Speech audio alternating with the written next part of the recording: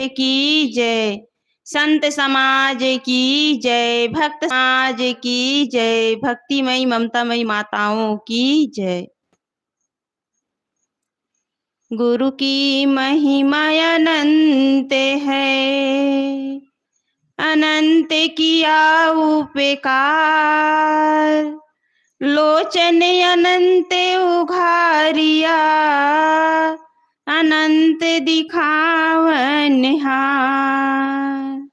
संत सहायक जीव के, संत ही पार लगाए। और से यह होए नहीं, जो भ्रम भूले भगाए। मेरे आध्यात्मिक जीवन के पोषक परम पूज्य गुरुदेव जी, वंदनीय संत समाज, उपस्थित परम सम्माननीय भक्त सज्जनों, भक्ति के स्रोत ममतामयी माताओं। सदगुरु कबीर साहब जी की एक साखी है। उस साखी के आधार पर मैं अपना कुछ विचार आप लोगों के समक्ष प्रस्तुत कर रही हूँ। सदगुरु कबीर साहब जी ने कहा है, ताकि पूरी क्यों परे, जाके गुरु न लखाई बाट। ताके बेढ़ा बूढ़ी है, फिर अवघट घाट। सदगुरु कहते हैं, ताकि पूरी क्यों परे। उस मनुष्य का कल्याण कैसे होगा जिसको सदगुरु ने कल्याण का रास्ता नहीं बताया। और ऐसे लोगों का जो जीवन है वो पतन की ओर बढ़ता चला जाता है। उसकी नाव का कुघाट में डूबती है, अर्थात वे अपने जीवन में पूरी तरह भटक जाते हैं, उसे सही रास्ता नहीं मिलता। हमारे जीवन में सदगुरु की महती आवश्यकता है। बिना सदगुरु के किसी का उद्धार होने वाला नहीं है। भौतिक जगत में तो अनेकों गुरु हैं, लेकिन सदगुरु केवल एक होता है। लोग भौतिक जगत में आगे बढ़ने के लिए, भौतिक विकास के लिए अनेक गुरु करते हैं, और उन गुरुओं का भी सम्मान है। हमारे जीवन में प्रथम गुरु माता पिता हैं, जिन्होंने जन्म दिया, हमें चलना सिखाया, बोलना सिखाया, खिलाना सिखाया, हंसना सिखाया, और हमें पढ़ा लिखा करके योग्य बनाया। माता पिता का हमारे जीवन में अनंत उपकार हैं। लेकिन आजकल के पढ़े लिखे लोग अपने आप को शिक्षित और सुसभ्य कहलाने वाले लोग पढ़ लिख करके पद और पैसा पा करके माता पिता की इज्जत नहीं करते, उनका सम्मान नहीं करते। तो जब हमारा जो प्रारंभिक जीवन की शुरुआत है, जीवन की जो नींव है, वो ही गलत है, तो आगे हम सुख की, कल्याण की आशा नहीं कर सकते। जहाँ हमें जीवन मिला है, शरीर मिला है, उसका हम अनादर करते हैं, उनके प्रति हम अपने अंदर उपेक्षित भाव रखते हैं, तो हम पढ़े लिखे हो करके भी हम अनपढ़ ही हैं। पढ़ना लिखना ये बाहरी शिक्षा है, लेकिन आंतरिक ज्ञान है लोगों के साथ हमारा व्यवहार कैसा होना चाहिए। लोग इस पर विचार नहीं करते और केवल बाहरी उपलब्धि में लगे हुए हैं। और यही कारण है कि आज के पढ़े लिखे लोग माता पिता से दूर एकांगी जीवन जी रहे हैं। जब तक हम अपनी से व्यवहारिक जीवन को सुधारेंगे नहीं, तब तक हम सुखी नहीं हो सकते। अभी सावन का महीना आरंभ हो गए, अनेक लोग, नवयुवक लोग कांवर बना करके, कहीं लकड़ी का, कहीं प्लास्टिक का, आर्टिफिशियल कांवर बना करके और प्लास्टिक के डिब्बे में जल भर करके दौड़ रहे हैं। यहाँ से वहाँ जल चढ़ाने के लिए दौड़ रहे हैं। पता नहीं कहाँ दौड़ते-दौड़ते जाते हैं और कहाँ उन्हें क्या चीज़ की उपलब्धि होती है, इसका उसे पता नहीं है। जिस जल को लेकर आप दौड़ रहे हैं शिवलिंग में चढ़ाने के लिए, उसी जल को यदि आप माता-पिता को नहला दें, तो आपका बाहर भटकना बंद हो जाएगा। असली तीर्थ माता-पिता की सेवा है। जिस जल को आप शिवलिंग में चढ़ाने के लिए दौड़ रहे हैं, उसी जल से यदि आप माता-पिता को नहलाने का काम करते हैं, तो समझ लो आपका चारों धाम का यात्रा पूरा हो गया। सारे तीर्थ और सारे हमारे जीवन के पुण्य माता-पिता की सेवा में है। लोग समझ नहीं पाते, केवल आडंबर में भटक रहे हैं। देखा-देखी में आज के पढ़े-लिखे शिक्षित वर्ग भी इस कर्मकांड में उलझे हुए हैं। कहीं जल चढ़ाने से आपको कुछ मिलेगा नहीं, बल्कि आप अपने रास्ते से भटक रहे हैं।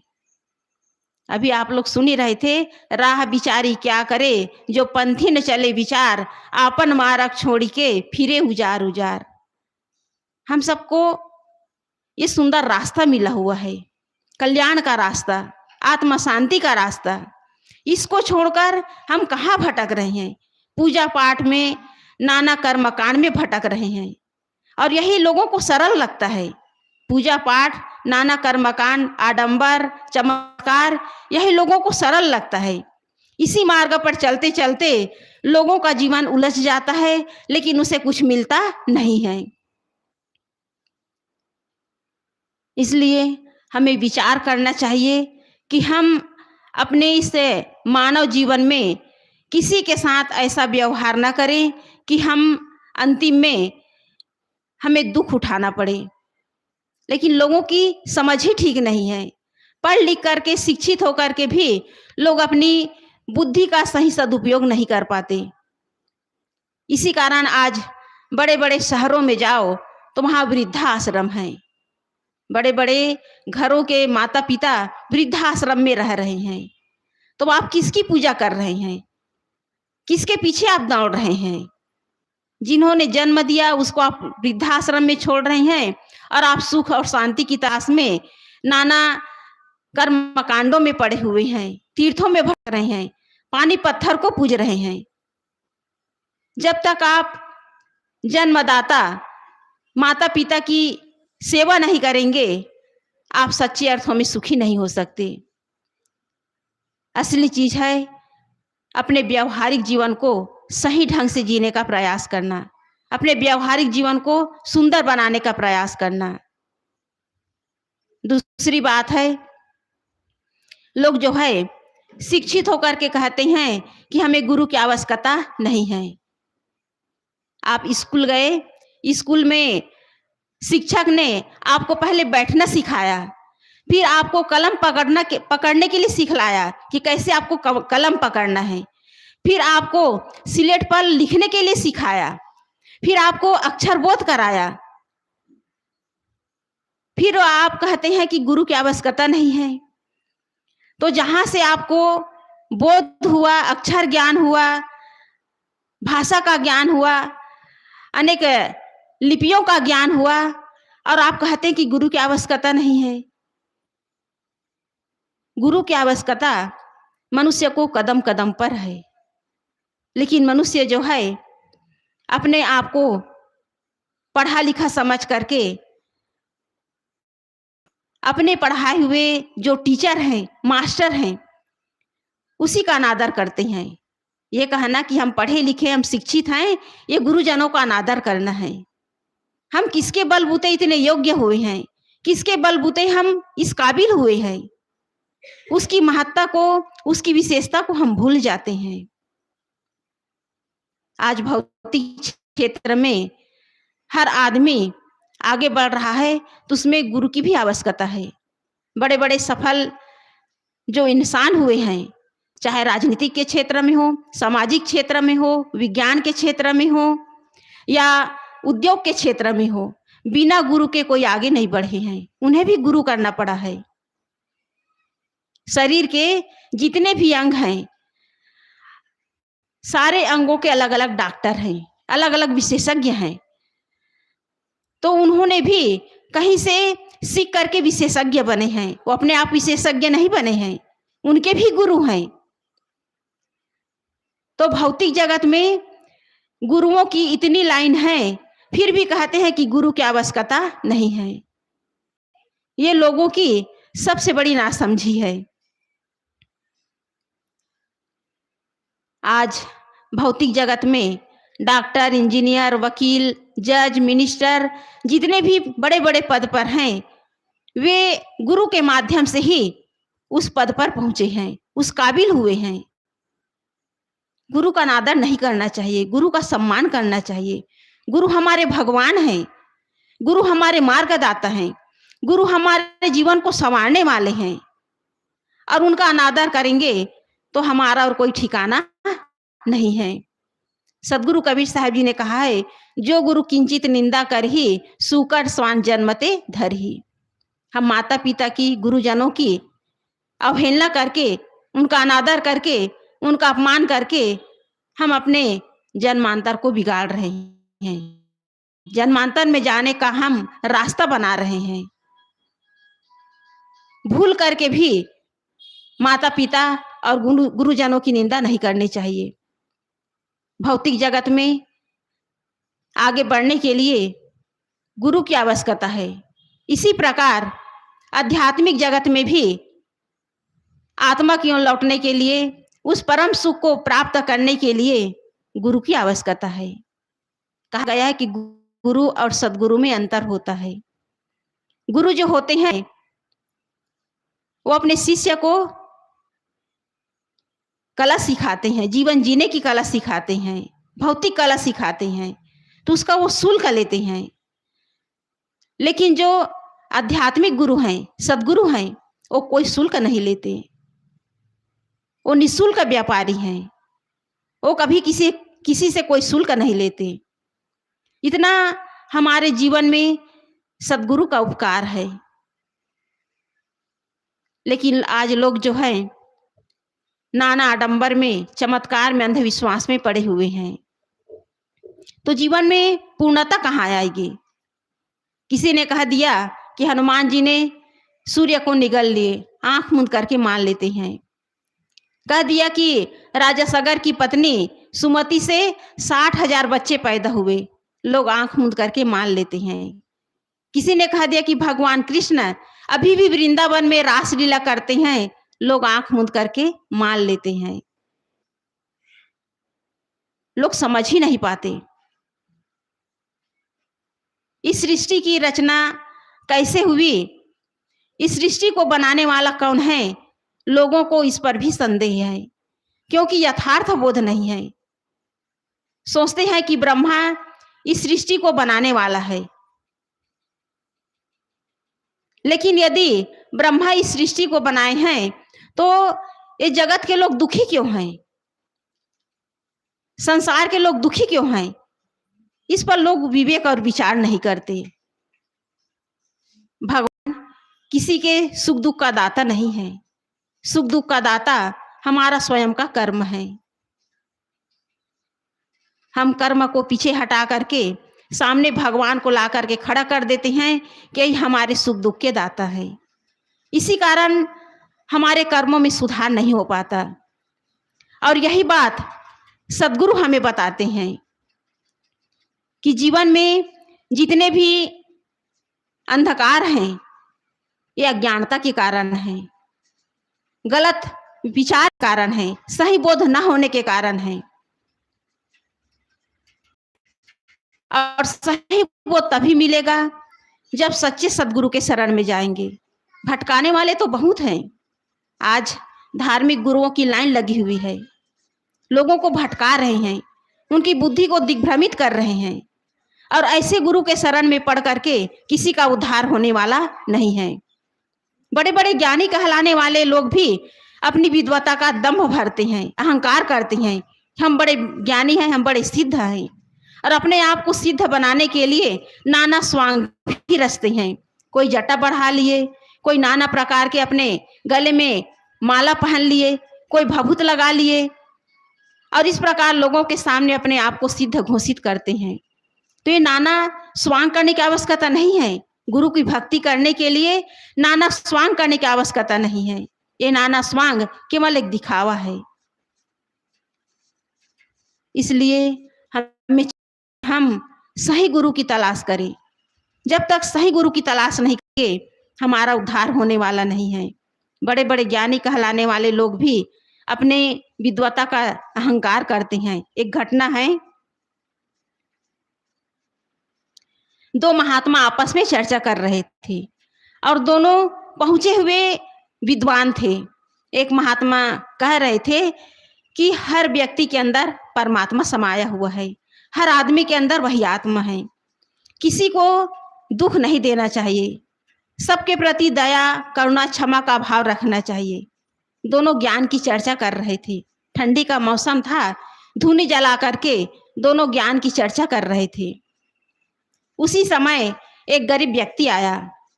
उसका कपड़ा मैला कुचैला था और वो ठंड से ठिठुर रहा था। आग तापने के लिए जंगल में थे तो सूखी लकड़ी इकट्ठा किए। अब आग कहाँ से लाते? तो वही महात्मा जो धूनी जलाए थे एक जलती हुई लकड़ी उठा लिए। जो महात्मा ज्ञान की चर्चा कर रहे थे, आत्मा परमात्मा की बात कर रहे थे, आग बगुला हो गया। क्रोध के मारे उस गरीब व्यक्ति के ऊपर बरस पड़ा। कहने लगा, तुमने मेरी तपस्या को भंग कर दिया, धूनी को अशुद्ध कर दिया, निर्लज कहीं का, तुम मेरे इस धूनी को हाथ लगाए। उसके ऊपर बरस पड़े। तो दूसरा महात्मा जो है मुस्कुराने लगा, कहने लगा कि अभी तो तुम आत्मा परमात्मा की बात कर रहे थे और ये तुम्हारे अंदर आग कहाँ से आ गया? तुम इतने क्रोधित कैसे हो गए? तो ऐसे ऐसे लोग भी हैं जो अपनी विद्वता का बड़ा अहंकार करते हैं, हम बड़े ज्ञानी हैं। ज्ञानी वही है जिसके अंदर दया है, जिसके अंदर क्षमा है, जिसके अंदर दूसरों के प्रति करुणा का भाव है। यदि ऐसा भाव एक संसारी व्यक्ति के अंदर भी आ जाए तो भी ज्ञानी है। कपड़े में कोई ज्ञानी नहीं होता, ज्ञानी अपने मन की दशा से होते हैं। जिसका मन शुद्ध है, जिसका मन निर्मल है, जिसका अंतःकरण शुद्ध है, वही ज्ञानी है। तो इस संसार में मनुष्य जो है प्रकृति के जो नियम है उसे समझ नहीं पा रहे हैं। कारण कार्य की जो व्यवस्था है, विश्व के जो शाश्वत नियम है, प्रकृति के जो गुणधर्म है, इसे समझ नहीं पा रहे हैं और झूठे चमत्कार के पीछे दौड़ रहे हैं। प्रकृति में, संसार में जितने भी घटनाएं घटती हैं वो नियमतः घटती है। उसे चलाने वाला कोई ब्रह्मा नहीं है, उसे चलाने वाला कोई देवी देवता नहीं है। जब तक इसका यथार्थ बोध नहीं होगा लोग भटकते ही रहेंगे। तो इसलिए सदगुरु कबीर साहब जी ने कहा है, ताकि पूरी क्यों परे। जीवन में पूर्णता तभी आएगी जब बौद्धिक और अपने अंदर आत्मिक संतोष होगा।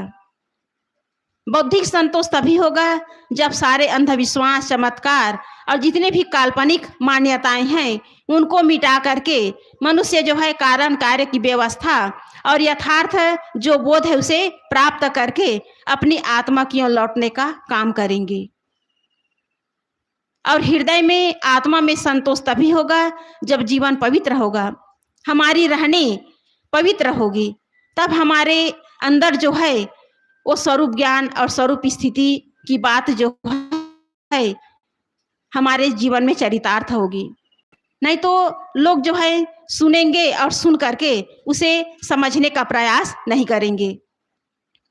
तो सदगुरु कबीर साहब जी ने कहा है कि संसार में लोग जो है भटक रहे हैं, उनकी नाव का जो है कुघाट में डूब रही है।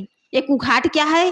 काम, क्रोध, लोभ, मोह, राग, द्वेष छल छद्म, इसी में मनुष्य का जीवन डूबा हुआ है। और इसी कुघाट में पड़ करके मनुष्य जो है जन्म मरण की फंदे में पड़े हुए हैं। एक ओर जीवों को विषयों ने घेरा है और दूसरी तरफ नाना मान्यताओं का जाल जीव को बांध करके रखा हुआ है। इन विषयों से, इन नाना मान्यताओं से छुड़ाने वाले केवल सद्गुरु हैं। सारे भ्रम को, सारे भूल को मिटाने वाले सद्गुरु ही हैं। सदगुरु कबीर साहब जी ने कहा है, भूल मिटे गुरु मिले पारखी, पारख दे ही लखाई, कहें कबीर भूल की औसत, पारख सबकी भाई। इसलिए हम सच्चे सदगुरु की तलाश करें, पारखी बने, अपने आप की परख करें कि हमसे श्रेष्ठ इस संसार में कोई नहीं है। जीव ही महान है और इस जीव की महानता को उद्घाटित करने वाले सदगुरु हैं। सदगुरु हमारे विवेक को जगाते हैं, सोए हुए लोगों को जगाने का प्रयास करते हैं और जो जग जाता है, जिसका विवेक जागृत हो जाता है, जिसे यथार्थ बोध हो जाता है, उसका भटकना बंद हो जाता है।